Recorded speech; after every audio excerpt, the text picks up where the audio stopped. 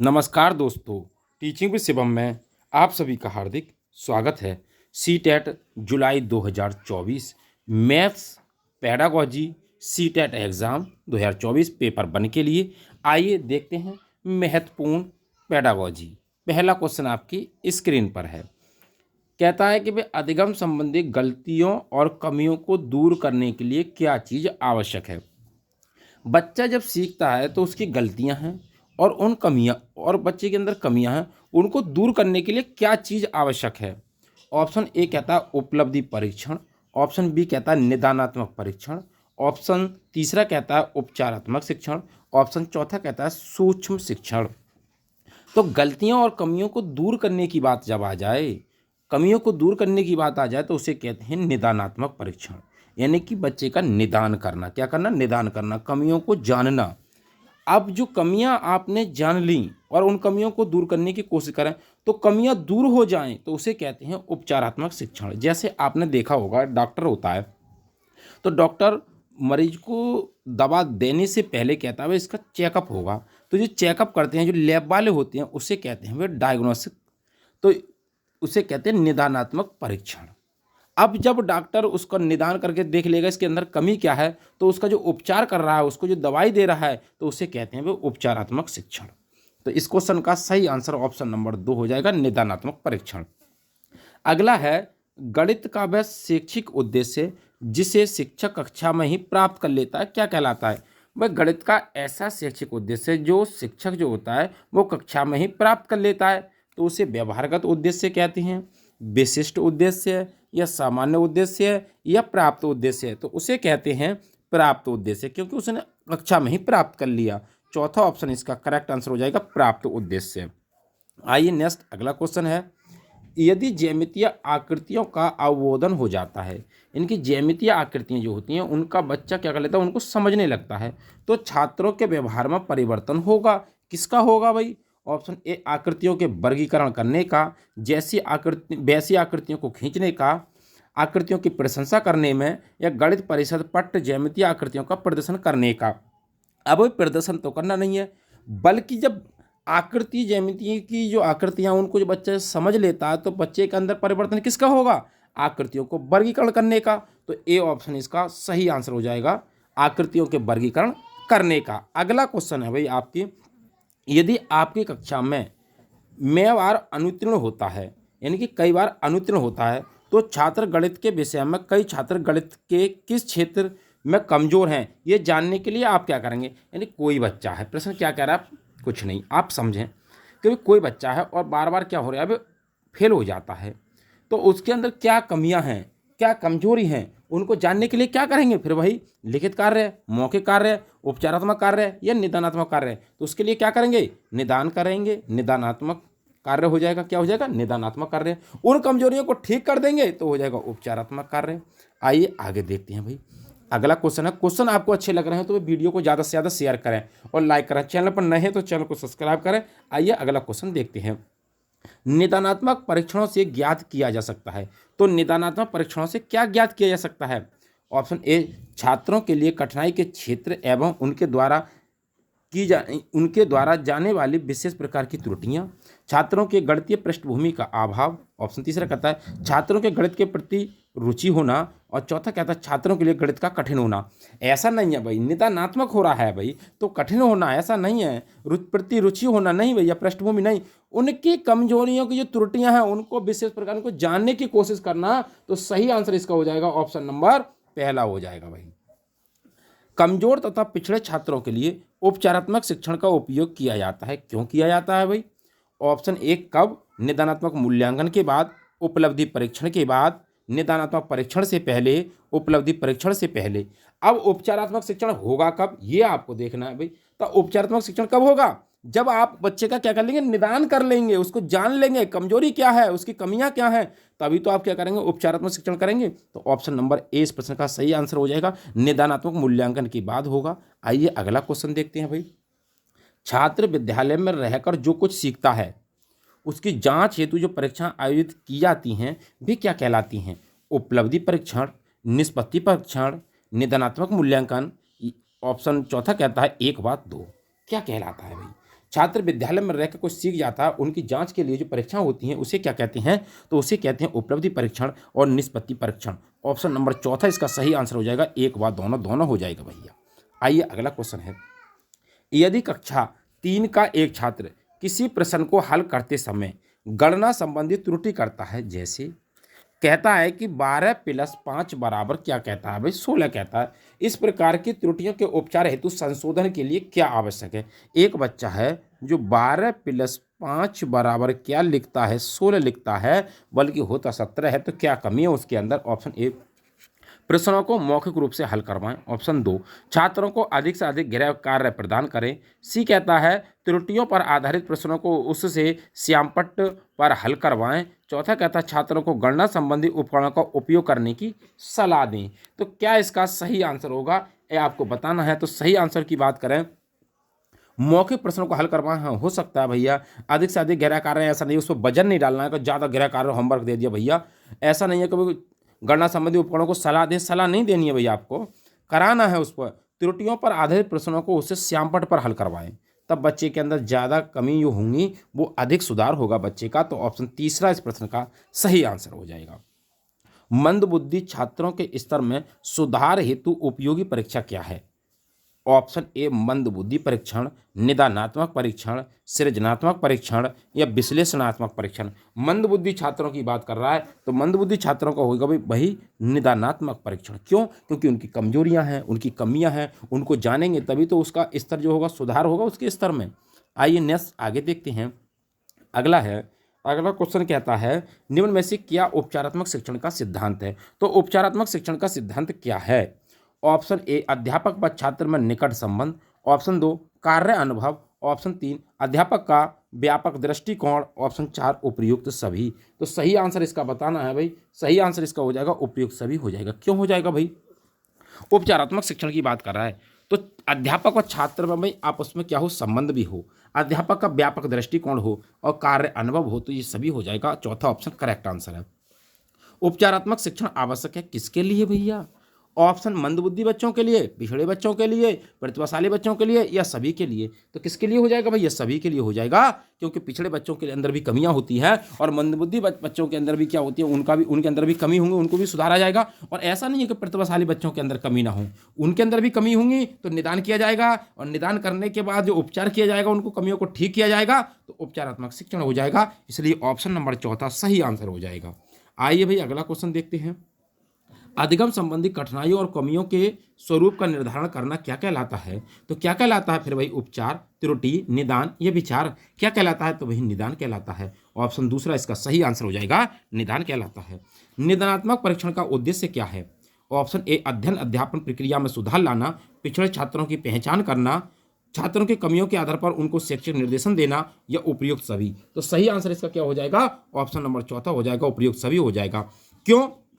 क्योंकि पिछले छात्रों की पहचान भी करनी है, कमियों के आधार पर उनको शैक्षिक निर्देशन भी देना है और अध्यापन प्रक्रिया में क्या सुधार भी लाना है। तो चौथा ऑप्शन इसका करेक्ट आंसर हो जाएगा, उपयुक्त सभी हो जाएगा। आइए नेक्स्ट अगला है, निदानात्मक परीक्षण का महत्व क्या है। तो निदानात्मक परीक्षण का महत्व क्या है, निर्देशन में, शिक्षण में, उपयुक्त सभी में या उपचारात्मक शिक्षण की व्यवस्था करने में। तो सही आंसर इसका क्या हो जाएगा, उपयुक्त सभी में हो जाएगा, शिक्षण में भी, निर्देशन में भी और उपचारात्मक शिक्षण की व्यवस्था करने में भी। ऑप्शन चौथा इसका करेक्ट आंसर हो जाएगा। आइए भी नेक्स्ट अगला क्वेश्चन देखते हैं। कक्षा 4 के छात्रों में गणित विषय के प्रति रुचि पैदा करने के लिए शिक्षक को कौन सा तरीका अपनाना चाहिए। तो शिक्षक को कौन सा तरीका अपनाना चाहिए, कमजोर छात्रों के लिए अतिरिक्त कक्षाओं की व्यवस्था करना, गणित विषय को 2 कालांश देना यानी कि 2 घंटे लगाना गणित के, छात्रों को आकर्षक पुस्तकें उपलब्ध कराना, गणित पहेलियों तथा अन्य मनोरंजक क्रियाओं के माध्यम से शिक्षण प्रदान करना। भाई रुचि पैदा कैसे हो बच्चे के अंदर, गणित के प्रति रुचि कैसे पैदा होगी भाई, आप बताएं। अतिरिक्त व्यवस्था करिए कक्षाओं की, ऐसा कुछ नहीं है भैया। 2 घंटे दिए जाए, नहीं भैया। आकर्षक पुस्तकें नहीं, गणित की पहेलियां और मनोरंजक क्रिया कराइए गणित के अंदर, तो बच्चा क्या होगा, बोर नहीं होगा बच्चा। तो ऑप्शन चौथा इस प्रश्न का सही आंसर हो जाएगा भाई। आइए नेक्स्ट अगला क्वेश्चन है, भिन्न की अवधारणा से परिचित करने के लिए, भिन्न की अवधारणा से परिचित करने के लिए शिक्षक से शुरुआत कर सकता है किससे। ऑप्शन ए, A/B के रूप में भिन्न लिखना जिसमें v बराबर नहीं है 0 के। दूसरा कहता है उनके आसपास की वस्तुओं में भिन्न भागों की पहचान करना। तीसरा कहता है विभिन्न भिन्नों में अंश और हर की पहचान करना। और चौथा कहता है संख्या रेखा पर भिन्न का पता लगाना। तो सही आंसर इसका हो जाएगा भाई उनके आसपास की वस्तुओं में भिन्न की भागों की पहचान करना। क्यों? क्योंकि भिन्नों की अवधारणा से परिचित कराना है। तो शिक्षक को पहले क्या करना चाहिए, जो आसपास की वस्तुएं हैं उनके बारे में समझाना होता है भैया। क्योंकि बच्चा जिस चीज़ को देखता है, मूर्त चीज़ें देखता है, तो बच्चे के दिमाग में क्या ज़्यादा एब्जॉर्व कर लेता है, बच्चा ज़्यादा सीखता है। तो दूसरा प्रश्न इसका यानी कि 18वें का दूसरा सही आंसर हो जाएगा भाई। अगला क्वेश्चन है, भिन्नों को योग पढ़ाते समय शिक्षक को नीचे दी गई एक त्रुटि ज्ञात हुई। क्या त्रुटि ज्ञात हुई भाई? इस स्थिति में शिक्षक को उपचारात्मक कार्य के रूप में क्या करना चाहिए कि 1/2 प्लस 1/3 बराबर है 2/5। क्यों? क्योंकि होना क्या चाहिए, 2 और 3 का लासा भाई क्या आएगा भैया, 6 आएगा। तो 2/6 होगा। अब जब 2/6 होगा भाई क्या हो जाएगा, अब इसको अब जब भिन्न को हल करेंगे तो 2/5 नहीं आएगा, इनके लासा 6 आएगा भाई। गलत हो गया भाई। अब हम बात करते हैं क्या त्रुटि हुई भाई। ऑप्शन ए, प्रत्येक भिन्न के परिमाण को समझने में बच्चों की सहायता करें। अब जब सीटेट एग्जाम में आप बैठें तो ये नहीं देखना है आपको, ये हल नहीं करना है भैया, केवल ये देखना है कि त्रुटि हुई है भिन्न में। तो क्या करें? ऑप्शन 2, लघुत्तम सामर्थ्य की अवधारणा को समझाने में बच्चों की सहायता करें। बच्चों से कहें कि वे अधिक से अधिक अभ्यास करें। इसमें अधिक हस्तक्षेप नहीं करना चाहिए क्योंकि बच्चे जैसे बड़े होंगे वे समझ जाएंगे। बताएं भाई इस क्वेश्चन का सही आंसर क्या हो जाएगा।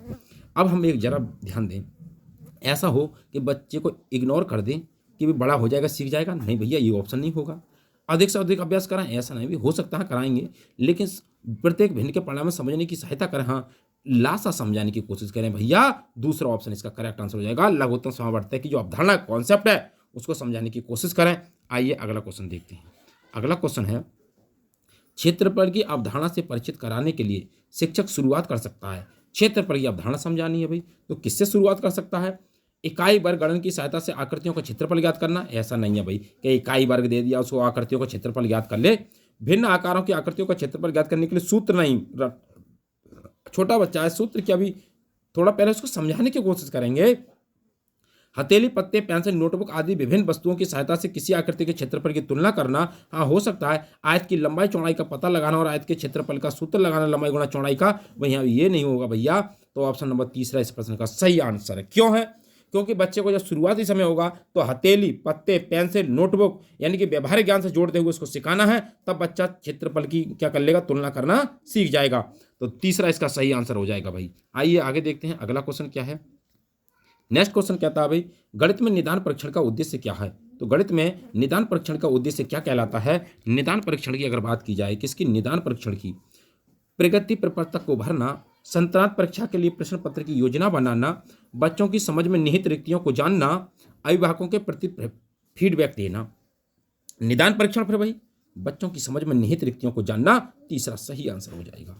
जब राजन के सामने शाब्दिक समस्या आती हैं तो वह प्रायः पूछता है, मैं जमा करूं या घटा, मैं गुणा करूं या भाग। इस तरह के प्रश्न बताते हैं। क्या बताते हैं भाई? ऑप्शन ए, राजन संख्या संक्रिया को नहीं समझता। ऑप्शन 2, राजन जोड़ और गुणा नहीं कर सकता। तीसरा कहता है राजन कक्षा में बाधा डालने के लिए अवसर खोजता है। ऑप्शन चौथा, राजन को भाषा समझने में कठिनाई होती है। तो सही आंसर इसका क्या हो जाएगा? राजन को संक्रिया नहीं आती हैं। और गणित की 4 संक्रिया मूल संक्रिया होती हैं। कौन सी? जोड़, घटा, गुणा, भाग। संक्रिया नहीं आती, इसलिए बच्चा कह रहा है कि जोड़ जमा करूं या घटा करूं या गुणा करूं या भाग। संक्रिया सीख जाएगा तो ये पूछेगा बच्चा नहीं। तो पहला ऑप्शन इसका करेक्ट आंसर हो जाएगा। नेक्स्ट अगला क्वेश्चन है, माप की अवधारणा विकसित करने के लिए अपनाए गए निम्नलिखित कार्य को क्रम से लगाइए। क्रम लगाना है भाई। पहले क्या किया जाएगा? ऑप्शन ए, शिक्षार्थी लंबाई मापने के लिए मानक इकाइयों का प्रयोग करते हैं। दूसरा कहता है शिक्षार्थी लंबाई मापने के लिए अमानक इकाइयों का प्रयोग करते हैं। तीसरा कहता है शिक्षक सरल अवलोकन द्वारा वस्तुओं को सत्यापित करते हैं। चौथा कहता है शिक्षार्थी मीट्रिक इकाइयों के बीच संबंध को समझते हैं। CBAD। दूसरा कहता है DACB। तीसरा कहता है ABDC। चौथा कहता है BACD। सही आंसर आपको बताना है। तो सही आंसर इसका क्या हो जाएगा भाई? अब हम बात करें कैसे। पहले क्या करना बच्चे को? पहले बच्चे को सरल वस्तुओं के बारे में समझाना है। तो क्या हो जाएगा हमारा भाई? C, सरल अवलोकन द्वारा। फिर कहता है क्या? बच्चे को अमानक इकाई यानी कि अमानक, उसके बाद मानक आएगी भाई। तो पहले मानक आएगा, उसके बाद क्या आएगा? अमानक आएगा। यानी कि पहले अमानक फिर मानक, फिर क्या होगा? इकाई संबंध बनाएगा बच्चा, तो क्या हो जाएगा, CBAD हो जाएगा, ए ऑप्शन करेक्ट आंसर हो जाएगा। ये आपको इसका सीक्वेंस भी याद रखना है। पहले बच्चों को अवलोकन कराया जाएगा, फिर अमानक, फिर मानक और फिर क्या कराया जाएगा, संबंध। आइए अगला क्वेश्चन देखते हैं। कक्षा में शिक्षिका विद्यार्थियों को विभिन्न प्रकार के चतुर्भुज को परिभाषित करने के लिए कहती है, शिक्षिका का उद्देश्य क्या है। भाई कुछ चतुर्भुज है उसको परिभाषित करने के लिए कहती है, तो क्या उसका मतलब है। ऑप्शन ए, सभी परिभाषाओं को कंठस्थ करने में विद्यार्थियों की सहायता करना। दूसरा, परिभाषाओं पर आधारित चतुर्भुज की सभी समस्याओं को व्याख्या करने में विद्यार्थियों की सहायता करना। तीसरा कहता है विभिन्न परिभाषाओं को खोजने में विद्यार्थियों की सहायता करना। चौथा कहता है विभिन्न परिप्रेक्ष्यों से चतुर्भुज को समझने में विद्यार्थियों की सहायता करना। तो सही आंसर इसका क्या हो जाएगा, विभिन्न परिप्रेक्ष्यों से चतुर्भुज को समझने की विद्यार्थियों की सहायता करना। चौथा ऑप्शन इसका करेक्ट आंसर हो जाएगा। अगला क्वेश्चन है नेक्स्ट।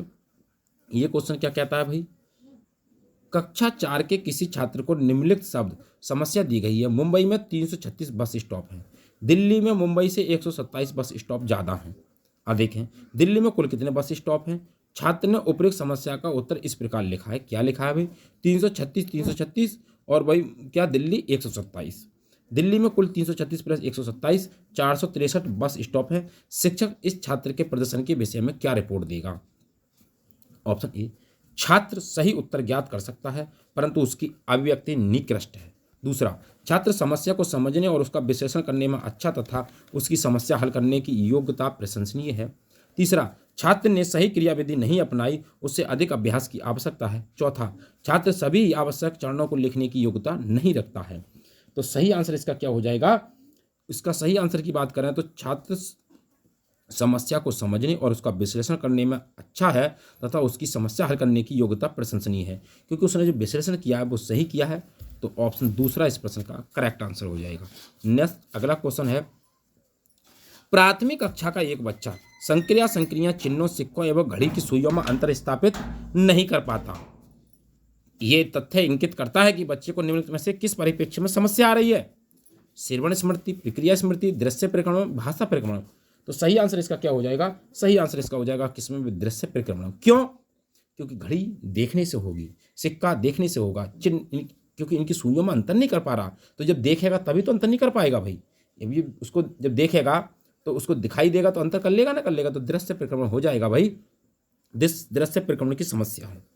निम्नलिखित में से कौन सा गणित में निदानात्मक परीक्षण का उद्देश्य नहीं है।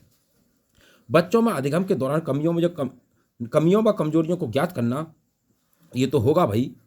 बच्चों की प्रगति रिपोर्ट भरना होगा। अभिभावकों को प्रति फीडबैक देना, उपयुक्त में से कोई नहीं। तो सही बात बताना है कि इसमें क्या नहीं होगा, तो वह बच्चों की प्रगति रिपोर्ट भरना, ये नहीं है भाई। अभिभावकों को फीडबैक देखना, हाँ होगा भाई। कमजोरियों को जानना, हाँ होगा। दूसरा नहीं होगा, प्रगति रिपोर्ट भरना। आइए अगला क्वेश्चन देखते हैं भाई। अगला क्वेश्चन है, एक शिक्षिका कक्षा 5 की शैलजा के आकृति के परिमाप के बारे में पूछती है। वह शैलजा से उसके हल को अपने शब्दों में बताने को कहती है। शैलजा से कहती है कि भाई इस हल को अपने शब्दों में बताइए। शैलजा समस्या का सही हल करने में सक्षम थी परंतु उसकी व्याख्या करने में सक्षम नहीं थी। ये शैलजा की निम्न विशेषता प्रदर्शित क्या करती है। ऑप्शन ए, कम आत्मविश्वास स्तर तथा कम गणितीय कौशल। दूसरा, परिमाप के संप्रत्य की कम समझ परंतु अच्छी मौखिक योग्यता। तीसरा, निम्न स्तरीय भाषा प्रवीणता और निम्न स्तरीय गणितीय प्रवीणता। चौथा, निम्न स्तरीय भाषा प्रवीणता और उच्च स्तरीय गणितीय प्रवीणता। तो सही आंसर इसका क्या हो जाएगा भाई, निम्न स्तरीय भाषा प्रवीणता और उच्च स्तरीय गणितीय प्रवीणता। चौथा सही आंसर इसका करेक्ट आंसर है। अगला क्वेश्चन है भाई, कक्षा 4 का छात्र है अर्जुन, संख्या प्रणाली से संबंधित सभी प्रश्नों का उत्तर मौखिक रूप से दे सकता है परंतु संख्या प्रणाली पर आधारित समस्याओं के हल लिखने में गलतियां करता है। लिखने में उसकी त्रुटियों को सुधारने के लिए सबसे अच्छी उपचारात्मक तकनीक क्या है। ऑप्शन ए, उसे 10 अभ्यास परीक्षाएं देना। दूसरा, वास्तविक जीवन के अनुभवों को गणितीय संकल्पना के साथ संबंधित करना। तीसरा, उसको एक कार्यपत्रक देना जिसमें समस्या आंशिक रूप से हल की गई हों और उसे खाली स्थान भरने हों। चौथा, संख्या प्रणाली की समस्या हल करने के लिए 5 से अधिक तरीके सिखाना।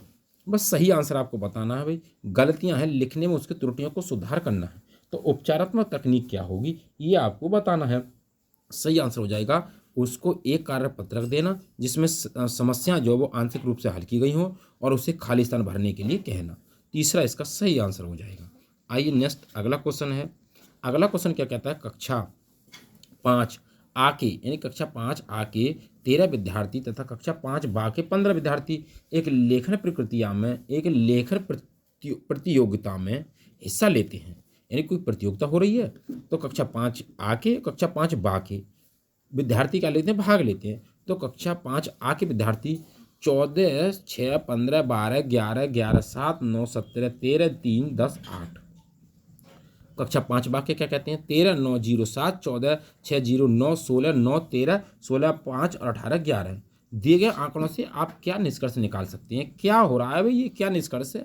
ऑप्शन ए, दोनों विभागों का प्रदर्शन समान रहा क्योंकि दोनों विभागों के द्वारा प्राप्त अधिकतम अंकों का मान 18 है। दूसरा, कक्षा 5 का प्रदर्शन बेहतर रहा क्योंकि बी का औसत प्राप्तांक अधिक है। तीसरा, दोनों विभागों का प्रदर्शन समान रहा क्योंकि दोनों विभागों के द्वारा प्राप्त कुल अंक बराबर हैं। तीसरा, दोनों विभागों का प्रदर्शन समान रहा क्योंकि दोनों विभागों के द्वारा प्राप्त अंकों का औसत एक सा है। तो सही आंसर इसका क्या हो जाएगा भाई, कक्षा 5 का प्रदर्शन बेहतर रहा क्योंकि 5 का जो औसत प्राप्तांक है वो अधिक है। दूसरा इसका सही आंसर हो जाएगा। भाई आपको ये जोड़ना है और जोड़ कर देख लेना है भाई। आइए आगे देखते हैं अगला क्वेश्चन क्या कहता है भाई। ये कहता है एक अध्यापिका अपनी कक्षा में गुणा को बार बार किए जाने वाले जोड़ के रूप में बता रही है। उसके बाद समान संख्या की वस्तुओं का समूहन कर गुणा के रूप में बताती है। तत्पश्चात चिन्ह ए गुणा से परिचित कराती है तथा अंत में गुणनफल पता करने के लिए आड़ी तिरछी रेखा तथा माचिस की तिलियों की सहायता से एक छोटा क्रियाकलाप करती है। यह अध्यापिका क्या कर रही है भाई? ऑप्शन ए, गणित में कम सफल बच्चों के लिए उपचारात्मक युक्ति प्रदान करना। दूसरा, कक्षा को आनंददायी बनाने के लिए तरह तरह के प्रस्तुतिकरण करना। तीसरा, मूर्त से अमूर्त संप्रत्यय की ओर के रूप में एक पाठ का विकास करना। चौथा कहता है विभिन्न अधिगम शैली वाले शिक्षार्थियों का ध्यान रखना। तो ये क्या करना चाह रही है अध्यापिका? तो ये करना चाह रही है मूर्त से अमूर्त संप्रत्यय की ओर पाठ का एक विकास। क्यों? क्योंकि पहले जो तिलियां जो बना रही है तो वो मूर्त चीज़ें हैं, फिर मूर्त से अमूर्त की ओर ले जाना चाह रही है, उससे परिचित करा रही है क्योंकि एक से परिचित कराया फिर उसने बाद में गुणा से परिचित कराया, तो मूर्त से अमूर्त की ओर संप्रत्यय की ओर जा रही है। तो तीसरा इसका सही आंसर हो जाएगा भाई। अगला क्वेश्चन है नेक्स्ट, यदि एक शिक्षार्थी को संख्याओं और परिकलन में समस्या हो रही है तो उसमें असमर्थता हो सकती है, जिसका नाम क्या है भाई? किसमें समस्या हो रही है? संख्याओं में परिकलन में समस्या हो रही है। तो लेखन अक्षमता डिस्ग्राफिया, गणित अक्षमता डिसकैलकुलिया, पठन अक्षमता डिसलेक्सिया और दृश्य स्थानिक संगठन में असमर्थता। तो सही आंसर इसका क्या हो जाएगा? गणितीय क्षमता की बात आ जाए तो भैया डिसकैलकुलिया हो जाएगा। क्यों? डिसकैलकुलिया, कैलकुलिया का मतलब कैलकुलेटर, कैलकुलेटर होता है गणित में, डिसकैलकुलिया हो जाएगा। अगला क्वेश्चन है, गणित के कक्ष में दृष्टिबाधितों के लिए निम्न में से किसका प्रयोग शिक्षा के साधनों के रूप में किया जा सकता है? दृष्टिबाधित बच्चों के लिए करना है भाई टेलर का गिनतारा भिन्न किट का संख्या चार्ट कंप्यूटर जियो बोर्ड, टेलर का गिनतारा कंप्यूटर जियो बोर्ड और कंप्यूटर संख्या चार्ट और जियो बोर्ड। तो सही आंसर इसका हो जाएगा भाई टेलर का गिनतारा और कंप्यूटर और जियो बोर्ड, ये दृष्टिबाधित बच्चों के लिए उपयुक्त साधन हैं। तो तीसरा इसका करेक्ट आंसर है। अगला क्वेश्चन क्या कहता है आपका? अगले क्वेश्चन की बात करें, संख्याओं के संदर्भ में प्राथमिक कक्षा के बच्चे अर्थात वे बच्चे जिनका आयु वर्ग 8 से 9 वर्ष है, 8 से 9 वर्ष है, निम्नलिखित में से किस समुच्चय में प्रवीणता है? ऑप्शन ए, वर्गीकरण, प्रतिवर्तिता, अनुपातिक विवेचन। दूसरा, पंक्तिबद्धता, प्रतिवर्तिता, अनुपातिक विवेचन। तीसरा, पंक्तिबद्धता, वर्गीकरण, अनुपातिक विवेचन। चौथा, पंक्तिबद्धता, वर्गीकरण और प्रतिवर्तिता। तो सही आंसर इसका बताना है भाई। सही आंसर इसका हो जाएगा पंक्तिबद्धता, प्रतिवर्तिता, अनुपातिक विवेचन। ये पंक्तिबद्धता और प्रतिवर्तिता आता पहले भी, दूसरा सही आंसर हो जाएगा। ये आपको याद रखना है भैया, पूछेगा आपसे समुच्चय में प्रवीणता। आइए भी अगला क्वेश्चन देखते हैं। कक्षा 1 के एक शिक्षक ने एक विद्यार्थी को सभी वस्तुओं की गणना करने के लिए कहा जिनमें पेन, रबड़ और शार्पनर का संग्रह है। पेन है, रबड़ है और शार्पनर है। विद्यार्थी ने सभी वस्तुओं को एक रेखा में रखा और गणना शुरू कर दी। उसने 10 वस्तुओं के स्थान पर कहा कि 2 पेन, 5 रबड़ और 3 शार्पनर हैं, यानी कि 3 शार्पनर हैं। वो आपके विचार से विद्यार्थी को गणना के किन सिद्धांतों पर कठिनाई का सामना करना पड़ रहा है? मतलब समझें, 10 वस्तुओं को एक स्थान पर रख लिया, तो उस बच्चे ने कहा कि इसमें 2 पेन, 5 रबड़, 3 शार्पनर हैं, तो क्या कमी कर दी उसने? ऑप्शन ए स्थिर क्रम और अमूर्तन सिद्धांत, एक की संगतता सिद्धांत, अमूर्तन सिद्धांत, अमूर्तन और असंगत क्रम सिद्धांत। तो सही आंसर इसको बताना भाई। सही आंसर इसका क्या हो जाएगा? इस बच्चे ने जो कमी करी है वो करी है क्रम की। क्रम का मतलब कैसे कि 2 पेन कहता, फिर उसके बाद 3 शार्पनर कहता, फिर कहता 5 रबड़, तो अब क्रम आता। और बच्चे ने पहले 5 रबड़ कर दी, तो इसका मतलब बच्चे के अंदर क्या है? क्रम का ज्ञान नहीं है, क्रम की कठिनाई का सामना कर रहा है। तो ऑप्शन ए करेक्ट आंसर हो जाएगा, स्थिर क्रम और अमूर्त सिद्धांत। उपलब्धि परीक्षण एवं नैदानिक परीक्षण में क्या अंतर है? उद्देश्यों का, प्रकृति का, कठिनाई स्तर का, इनमें से किसी का नहीं। तो सही आंसर इसका हो जाएगा भाई, किसका अंतर है? किसमें? उपलब्धि परीक्षण तथा नैदानिक परीक्षण में उद्देश्यों का अंतर है। ए ऑप्शन इसका करेक्ट आंसर है। तो उम्मीद करता हूं दोस्तों सीटेट मैथ्स पेडागॉजी से संबंधित जो महत्वपूर्ण प्रश्नों की श्रृंखला थी आपको पसंद आई होगी। यदि वीडियो पसंद आई हो तो वीडियो को ज़्यादा से ज़्यादा शेयर करें और लाइक करें। चैनल पर नए हैं तो चैनल को सब्सक्राइब करें। ऑल द बेस्ट, थैंक्स, जय हिंद, जय भारत।